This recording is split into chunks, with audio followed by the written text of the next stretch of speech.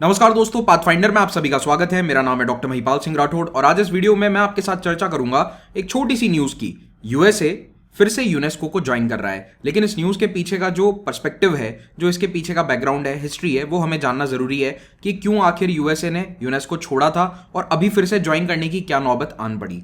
तो न्यूज ये है कि जिल बाइडेन, जो कि अमेरिकी राष्ट्रपति जो बाइडेन की वाइफ हैं, वो खुद पर्सनली पेरिस गई, जहां पर यूनेस्को का हेडक्वार्टर है, और वहां जाकर उन्होंने एक फ्लैग रेजिंग सेरेमनी में हिस्सा लिया। यानी कि अमेरिका का झंडा भी यूनेस्को के हेडक्वार्टर पर लहराया गया और इसी फ्लैग रेजिंग सेरेमनी के साथ दुनिया का सबसे शक्तिशाली देश यूनेस्को में फिर से शामिल हो चुका है। लेकिन ये 5 साल तक यूनेस्को से बाहर क्यों थे, इसके बारे में हम आगे चर्चा करेंगे। आगे बढ़ने से पहले आप लोगों के लिए एक सवाल है, क्योंकि ये यूनेस्को का हेडक्वार्टर फ्रांस में है, तो मैंने सोचा आपसे एक क्वेश्चन पूछा जाए। तो आप अगर इस जगह का नाम जानते हैं या फिर इसकी इंपॉर्टेंस या कुछ भी इसके बारे में जानते हैं तो कमेंट में नीचे जरूर बताइएगा। मैं वीडियो के अंत में आपको इसके बारे में बताऊंगा कि ये लोकेशन क्या है और इसकी यूनिक आर्किटेक्चर के पीछे की कहानी क्या है। तो फिलहाल हम आ जाते हैं फिर से यूनेस्को पर। तो ऑड्री अजूली जो है, ये डायरेक्टर जनरल हैं यूनेस्को की, और इन्होंने स्वागत किया कि यूएसए फिर से हमारे साथ शामिल हो रहा है। We are very happy. UNESCO जिनको नहीं पता तो जान लो, United Nations Educational, Scientific and Cultural Organization. नाम से ही आपको पता चल रहा है, एजुकेशन यानी शिक्षा के क्षेत्र में ये काफी काम करता है। आर्ट्स, साइंसेस, कल्चर सभी में इसका काम करने का इन्फ्लुएंस है। अब देखिए, इसमें जो साइंस और कल्चर वाला एस्पेक्ट है ना, ये बहुत इंपॉर्टेंट है। एजुकेशन वाला भी है, लेकिन साइंस, आर्ट, कल्चर ये एक तरह के सॉफ्ट पावर होते हैं। दुनिया में आप क्या पावर प्रोजेक्ट करते हो वो आपकी सॉफ्ट पावर बताती है। हार्ड पावर ठीक है, दुनिया को पता है आपके पास बंदूक है, मिसाइल्स हैं, लेकिन आपकी सॉफ्ट पावर होती है कि आपकी दुनिया में इमेज क्या है, योगा की कैसी इमेज है, क्या दुनिया के लोग योग को, भारतीय संस्कृति को स्वीकार करते हैं। ये हमारा सॉफ्ट पावर प्रोजेक्शन होता है and it is very important in the 21st century diplomacy. तो यूनेस्को एक ऐसा संगठन है जिसके माध्यम से कोई भी देश अपने सॉफ्ट पावर को, अपने कल्चर को, अपनी हेरिटेज को दुनिया तक लेकर जा सकता है। तो यूनेस्को की स्थापना हुई थी 1945 में और इसमें एज ऑफ टुडे 194 सदस्य हो गए हैं। आफ्टर यूएसए ज्वाइनिंग अगेन 194 सदस्य यहां पर आ चुके हैं। आप सभी को शायद मालूम होगा, नहीं पता तो जान लो कि यूएन की जनरल असेंबली में 193 मेंबर्स हैं।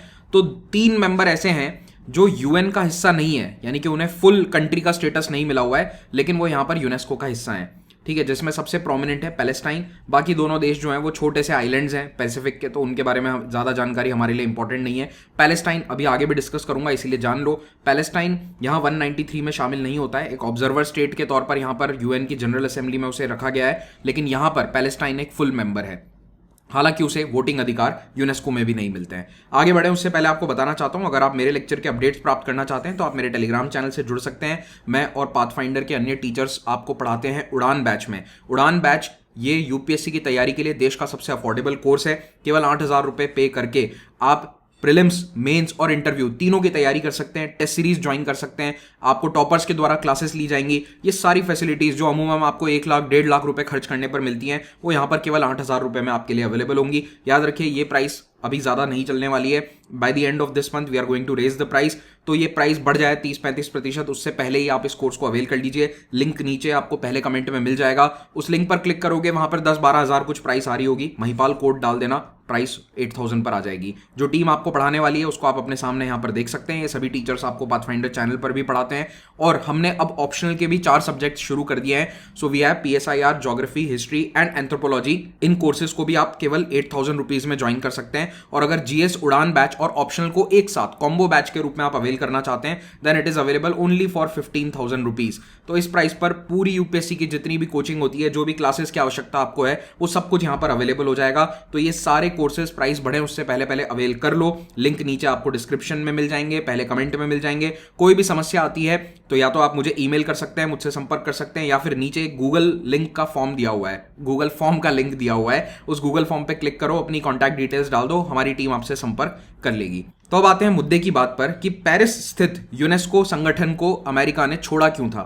देखिए, छोड़ने की कहानी लगभग 10 साल लंबी है। 2011 के आसपास पैलेस्टाइन, जो कि एक यूएन का भी फुल मेंबर नहीं था, उसको यूनेस्को में पूर्ण सदस्य बनाने की बात शुरू होती है। तो चर्चा ये उठती है कि क्यों ना पैलेस्टाइन को एक फुल मेंबर बनाकर यूनेस्को में लाया जाए, क्योंकि पैलेस्टाइन एक हिस्टोरिकल टेरिटरी रहा है, वहां पर इतिहास से जुड़े या कल्चर से जुड़े बहुत सारे आर्टिफैक्ट्स हैं, कई सारे शहर हैं, उनमें काफी काम करने की आवश्यकता है। तो it will increase the cooperation with the Palestinian authority. लेकिन इस चर्चा से इजराइल भड़क जाता है। इजराइल कहता है कि आप कैसे पैलेस्टाइन को एक देश का दर्जा देकर यूनेस्को में शामिल कर सकते हो। लेकिन यूनेस्को के ज्यादातर मेंबर उसके फेवर में थे कि हाँ, पैलेस्टाइन को शामिल कर लेते हैं। इस बात से अमेरिका भी नाराज होता है। अमेरिका इजराइल का सपोर्ट करता है कि देखिए हम और इजराइल तो आपके साथ नहीं रहेंगे अगर आप पैलेस्टाइन को शामिल करते हो तो पहले तो इन्होंने धमकियां दी कि छोड़ देंगे, कई सालों तक छोड़ा नहीं था, पहले फंडिंग बंद कर ली। तो बराक ओबामा जब राष्ट्रपति थे तो इन्होंने यूनेस्को को दी जाने वाली फंडिंग जो यूएस गवर्नमेंट देती थी वो बंद कर दी। बाय द वे यूनेस्को के बजट का ऑलमोस्ट 22% अकेले यूएस से आता था, वो फंडिंग इन्होंने बंद कर दी, रोक दी। लेकिन उसके बाद भी यूनेस्को नहीं माना। यूनेस्को ने कहा कि नहीं, हम चाहते हैं कि पैलेस्टाइन हमारा सदस्य बने। तो ऑल दो पैलेस्टाइन एक सॉवरेन स्टेट के तौर पर यूएन की जनरल असेंबली में भी रिकॉग्नाइज नहीं है, यानी कि यूनाइटेड नेशंस की जो मुख्य असेंबली है, जो मेन असेंबली है, वो भी पैलेस्टाइन को एक नेशन या एक देश, पूर्ण देश नहीं मानती है, उसे पूर्ण देश का दर्जा प्राप्त नहीं है, फिर भी उसे यूनेस्को के अंदर एक मेंबर की तरह शामिल कर लिया गया। तो ऑफ कोर्स इजराइल को यहां पर इस बात पर गुस्सा होना ही था। अच्छा, इसी समय जनरल असेंबली में भी पैलेस्टाइन का स्टेटस चेंज किया गया। पैलेस्टाइन को थोड़ा सा प्रमोशन देकर नॉन मेंबर ऑब्जर्वर स्टेट का दर्जा दे दिया जाता है जनरल असेंबली में। तो अभी भी वो मेंबर नहीं है, फुल मेंबर नहीं है, यानी कि 193 देशों की जो काउंटिंग होती है उसमें पैलेस्टाइन शामिल नहीं होता है। तो उसकी काउंटिंग होती है वेटिकन के साथ में। तो वेटिकन और पैलेस्टाइन ये केवल दो ऐसी एंटिटीज हैं जिन्हें नॉन मेंबर ऑब्जर्वर का दर्जा दिया गया है कि आप आइए, बैठिए, ऑब्जर्व करिए हमारी मीटिंग्स के अंदर। आप मेंबर नहीं है लेकिन आपको सारी मीटिंग्स में शामिल होने का हक है। इजराइल को प्रॉब्लम यह है कि आज आप इसे नॉन मेंबर ऑब्जर्वर बना रहे हो, 10-15 साल में आप इसे फुल स्टेट का दर्जा दे देंगे या फिर फुल मेंबर का दर्जा दे देंगे। तो तब से पैलेस्टाइन जो है जनरल असेंबली की प्रोसीडिंग्स में बैठ सकता है, लेकिन आज भी उसके पास वोटिंग राइट्स नहीं है। उसके बाद यूनेस्को ने तो इसको शामिल कर ही लिया अपने साथ। तो इजराइल और यूएस गुस्सा होते हैं, कहते हैं कि देखिए एक तो पैलेस्टाइन को आपको शामिल नहीं करना था, दूसरा यूनेस्को ने पहले काफी इजराइल का क्रिटिसिज्म किया था कि आपने ईस्ट जेरूसलम में अपनी हेरिटेज को संवारने का या संजोए रखने का काम ठीक से नहीं किया है।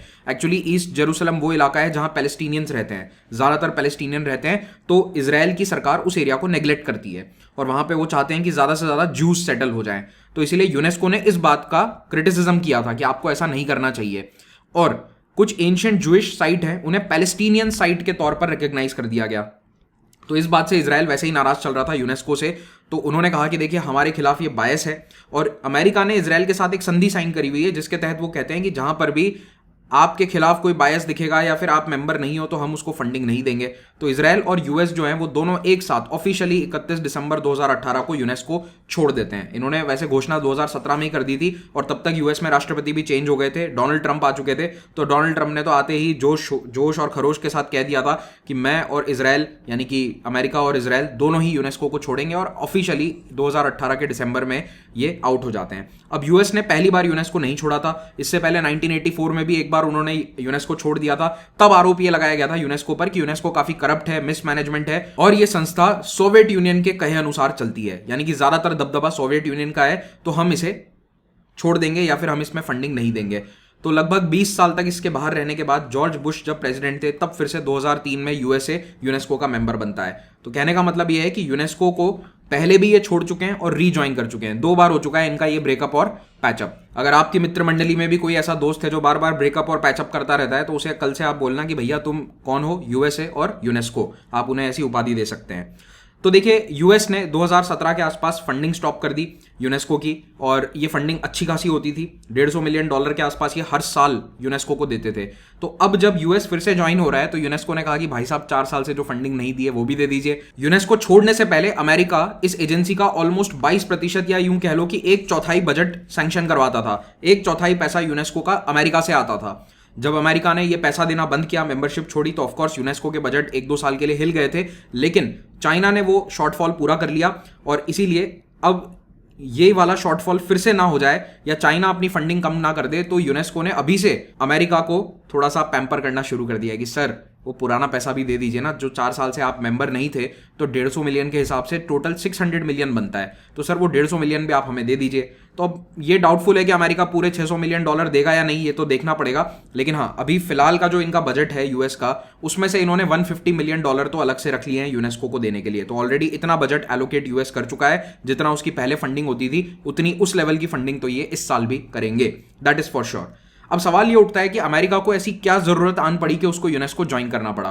भैया नहीं थे मेंबर तो भी क्या फर्क पड़ा, दुनिया तो चल ही रही थी, the world was going on. लेकिन ऐसा नहीं है, अमेरिका का जो सॉफ्ट पावर प्रोजेक्शन है वो धीरे धीरे कमजोर होता जा रहा है।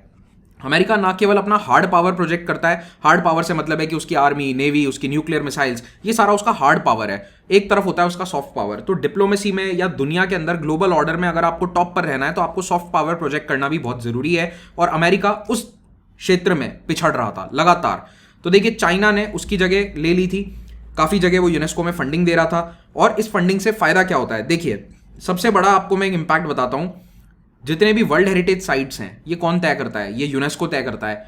अब अगर चाइना ज्यादा फंडिंग दे रहा है तो आप खुद गेस करके देख लो या सोच लो कि किन देशों की साइट को UNESCO world heritage site declare किया जाएगा, कहां पर टूरिज्म बढ़ेगा। तो जितना ज्यादा आप कल्चर के अंदर ये डोमिनेंस चाइना का देखोगे, उसी के अनुसार दुनिया की इकोनॉमी, टूरिज्म ये धीरे धीरे मुड़ते जाएंगे। मान लो कि 10 साल और यूएसए या पश्चिमी देश यूनेस्को में हावी नहीं रहते, तो चाइना क्या करेगा, अपने देश या अपने फेवर वाले कंट्रीज के यूनेस्को वर्ल्ड हेरिटेज साइट्स बढ़वा देगा, वहां टूरिज्म बढ़ेगा, उनकी इकोनॉमी बढ़ेगी। तो ये सॉफ्ट पावर प्रोजेक्शन चाइना का बढ़ता जा रहा था। पिछले साल यूनेस्को ने आर्टिफिशियल इंटेलिजेंस का इस्तेमाल कैसे हो उसको लेकर कुछ स्टैंडर्ड सेट करने की कोशिश करी थी, और उसमें भी अमेरिका का कोई से नहीं है। मतलब देखो, दुनिया की सबसे बड़ी एआई कंपनीज कहां पर बन रही हैं या स्टार्ट हुई हैं, यूएस में। लेकिन ग्लोबल स्टैंडर्ड्स एआई के क्या रहेंगे, उसमें अमेरिका का कोई योगदान नहीं है पॉलिसी मेकिंग में। तो इसीलिए America wanted that seat at the table, जहां पर पॉलिसी बन रही है उस मेज पर अमेरिका को अपनी कुर्सी फिर से पकड़नी थी, इसीलिए वो यहां पर यूनेस्को में आकर फिर से शामिल हो गए हैं। तो उनका सॉफ्ट पावर प्रोजेक्शन बहुत कम होता जा रहा था, और जियोपॉलिटिकल डायनामिक्स इसमें काफी इंपॉर्टेंट है चाइना का बढ़ता इन्फ्लुएंस रोकने के लिए। एक और एग्जांपल इसका बताता हूं, जैसे देखिए, यूनेस्को ने वो जो पैलेस्टाइन वाला मैं केस बता रहा था, तो उन्होंने हेब्रोन शहर है जो पैलेस्टाइन के अधीन आता है, इसको इन्होंने एक पैलेस्टीनियन वर्ल्ड हेरिटेज सिटी घोषित कर दिया था। इस बात से इजराइल बहुत नाराज हो गया, लेकिन देखो, जब चाइना सपोर्ट कर रहा है तो यूएस कुछ नहीं कर पाया। ऐसा ही इन्होंने और भी कई साइट्स में किया था कि जो साइट या जो देश चाइना के फेवर के थे उनको यहां पर हेरिटेज साइट्स में फेवर मिलने लगा, या अन्य कई जगहों पर जैसे कुछ ग्रांट्स होते हैं वो ग्रांट्स इनको ज्यादा मिलने लगे। तो इस तरह की चीजें बढ़ गई थी, और इसी से ये लोग नाराज थे अमेरिका वाले, तो इन्हें अपना दबदबा या रुतबा फिर से हासिल करने के लिए यहां पर यूनेस्को में आना जरूरी था। अब आपसे मैंने जो शुरुआत में सवाल पूछा था उसका जवाब दे देता हूं। तो देखिए, जिल बाइडेन जब फ्रांस आई है तो वो 2 अन्य जगहों पर भी जा रही हैं। एक है साइट जहां पर वर्ल्ड वॉर 2 में मारे गए अमेरिकन सोल्जर्स दफनाए गए हैं, ब्रिटनी नाम की एक जगह है, वहां पर एक सेमेट्री बनी हुई है अमेरिकन सोल्जर्स की, यहां पर वो जाएंगी। और दूसरी जगह है मॉन्ट सेंट मिशेल। तो ये मॉन्ट सेंट मिशेल नाम का जो एरिया है, ये बेसिकली क्या है, एक शहर के किनारे समुद्र जहां पर आता है, तो समुद्र से लगभग 1 किलोमीटर दूरी पर यह बना हुआ है। तो जब यहां पर लो टाइड होती है तब आप यहां आसानी से पैदल पहुंच सकते हैं, जब हाई टाइड आती है तो ये पूरा जो शहर है छोटा सा, ये घिर जाता है पानी से, और यहां पर पहुंचना बहुत मुश्किल है। तो आज से लगभग 1000 साल पहले यहां पर लोगों ने रहना शुरू कर दिया। ठीक है, जमीन से ज्यादा दूर नहीं है, समुद्र तट से केवल 1 किलोमीटर की दूरी पर है, और ये रास्ता है इसके यहां जाने का। और यहां पर एक पुराना क्रिश्चियन चर्च है। तो ये जो पुराना स्ट्रक्चर आप देख रहे हो, it's an old abbey. Abbey मतलब एक चर्च होता है जहां मॉन्क्स रहते हैं, ठीक है, क्रिश्चियन एजुकेशन वगैरह उनको मिलती है। तो ये एक पुरानी एबी हुआ करती थी, बाद में इसको एक जेल में कन्वर्ट कर दिया फ्रांस के राजा ने। क्यों? क्योंकि यहाँ पर पानी है चारों तरफ, कहीं भाग नहीं सकते, और ये बहुत मजबूत किले के रूप में भी काम करता है। तो फ्रांस और इंग्लैंड के बीच में बहुत सारी लड़ाइयाँ हुई है, उन लड़ाइयों का भी ये गवाह रहा है। तो वैसे ये कोई बहुत बड़ा शहर नहीं है, छोटा सा ही है, इसमें आप देख लो 100, 150, 50, 100 घर होंगे, और मेनली वो एक एबी हुआ करती थी। तो ये एक यूनेस्को वर्ल्ड हेरिटेज साइट है आज के समय में, और ये काफ़ी फेमस लोकेशन है। आई एम श्योर आपने कभी ना कभी इसे इंस्टाग्राम पे देखा होगा, कई सारे जो ट्रैवल इन्फ्लुएंसर्स होते हैं वो इस जगह जाना पसंद करते हैं। ये इसकी लोकेशन है, ठीक है, और लिख लो कहीं यूपीएससी पूछ ना ले कि ये कौन सी जगह है, कहाँ पर है। Mont Saint Michel UNESCO world heritage site है, और mainly it was a Christian abbey, या फिर एक क्रिश्चियन चर्च हुआ करता था, बाद में जेल में कन्वर्ट हो गया, लड़ाइयों में किले का काम भी कर लेता था। तो काफ़ी ऐसी मल्टीपर्पज़ टाइप जगह है। तो इसी के साथ ये वीडियो हम करेंगे समाप्त। अगर आपको वीडियो अच्छा लगा हो तो इसे लाइक ज़रूर करें, और जो स्टूडेंट्स अभी बेसिक तैयारी स्टार्ट करना चाहते हैं यूपीएससी की, उनके लिए हम एक फाउंडेशन बैच लेकर आए हैं एनसीईआरटी का, इसे भी आप ज्वाइन कर सकते हैं। समुद्र मंथन टेस्ट आ रहा है 30 जुलाई को सुबह 10:30 बजे। अनअकैडमी के प्रीवियस ईयर टॉपर्स के बारे में आप जानकारी यहाँ पर देख सकते हैं। पर्सपेक्टिव सीरीज हमारी एक पॉडकास्ट के रूप में हमने शूट करी है, उसे जरूर देखिए, आपको बहुत सारी जानकारियाँ मिलेगी, और हमारे सोशल मीडिया हैंडल से भी आप जुड़ सकते हैं। You can also download the PDF from over here. Thank you.